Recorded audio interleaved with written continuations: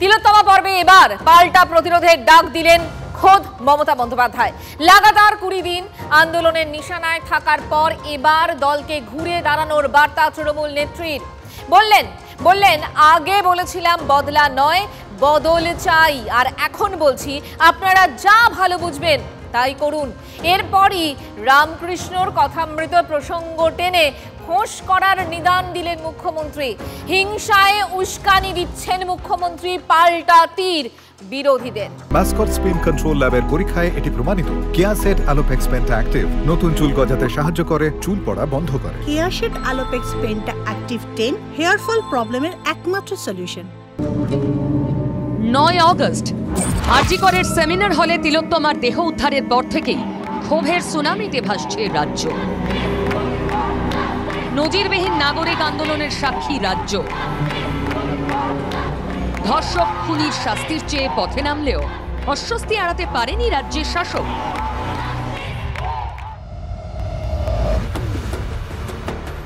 দিন 20 ব্যাকফুটে থাকার পর এবার পাল্টা হুঁশিয়ারির সুর শোনা গেল শাসকের গলায়। দলের ছাত্র সংগঠনের প্রতিষ্ঠা বার্ষিকীর মঞ্চ থেকেই সেই সুর বেঁধে দিলেন খোদ মুখ্যমন্ত্রী মমতা বন্দ্যোপাধ্যায়। আমি ভেবে দেখলাম যে এদের বিরুদ্ধে আমি কোনোদিনও বদলা নিইনি। আমরা বলেছিলাম বদল চাই, বদলা নয়। আজ বলছি ও কথা নয়, আজ বলছি যেটা করার দরকার সেটা আপনারা ভালো বুঝে করবেন। বদলা নয় বদল চাই, এই স্লোগানের রাস্তা থেকে তবে কি এবার প্রত্যাঘাতের পথে দলকে হাঁটতে বলছেন তৃণমূল নেত্রী?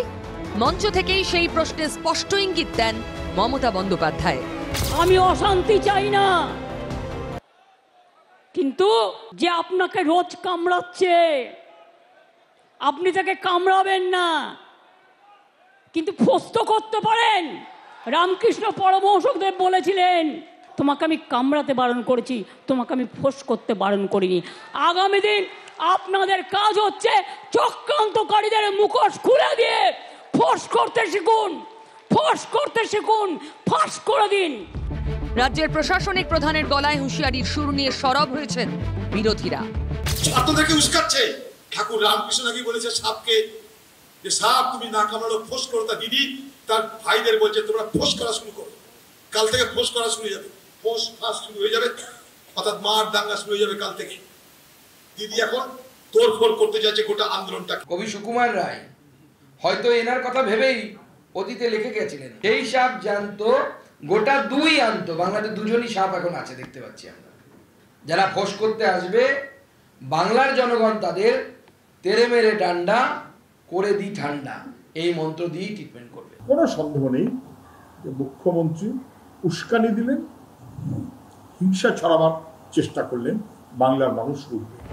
তিলোত্তমার মৃত্যু নিয়ে সম্মিলিত নাগরিক ক্ষোভের সামনে নিঃসন্দেহে খানিকটা গুটিয়েছিল শাসক দল। বিরোধী দলগুলো দলীয় পতাকা ছেড়ে সেই আন্দোলনে সামিল হয়েছিল। শাসকের মাথা ব্যথা হয়ে দাঁড়িয়েছিল দলীয় রংহীন নাগরিক আন্দোলন, যে আন্দোলনে সামিল হয়ে ধারাবাহিকভাবে রোজ কোথাও না কোথাও পথে নামছে নাগরিক মঞ্চ। এবার সিভিল সোসাইটির সেই আন্দোলনের রাজনীতির রং পতাকা নিয়ে সামিল হয়েছে বিজেপি। আন্দোলনের এই রাজনীতিকরণের সুযোগ কাজে লাগিয়ে শুরুতেই পাল্টা প্রতিরোধে চেনা ছন্দে ফিরতে চাইছে মরিয়া শাসক। দেরি না করে তাই বিজেপির বাংলা বন্ধের দিনই বিরোধী রাজনীতির মোকাবিলায় মমতা বন্দ্যোপাধ্যায়ের ফোঁস করার বার্তা বলে মনে করছে রাজনৈতিক মহল। রাজ্যে ক্ষমতায় 13 বছর থাকার পর সেই বদলা নয় বদল চাই স্লোগানে বদল আনলেন মমতা বন্দ্যোপাধ্যায়। সাম্প্রতিক ঘটনাবলীর জেরে পাল্টা প্রতিরোধ গড়ে তোলার ডাক দিলেন তৃণমূল সুপ্রিমো। এই ফোঁস করবার যে পরামর্শ, এই পরামর্শের জেরে ঘটনা পরিস্থিতি কোন দিকে গড়ায় নিশ্চিতভাবে সেদিকে চোখ রাখবে রাজনৈতিক মহল।